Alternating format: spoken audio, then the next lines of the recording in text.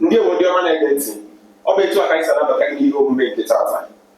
Ihe anyị nwere ilu Igbo dịka unu si mara, abụ m Maazị ABC. Ilu anyị nwere na mgbe bụ na ndị nwere imi amaghị akpọ ụtaba. Ndị nwere imi amaghị akpọ ụtaba.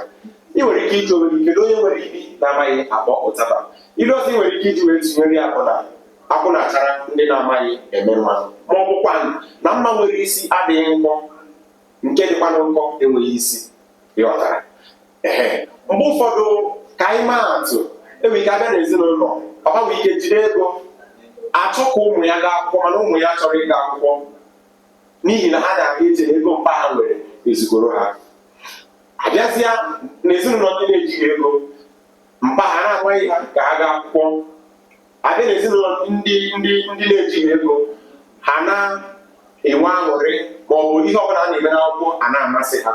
Ọ ya bụ na ha enwere ego mana ha chọrọ ịga akwụkwọ.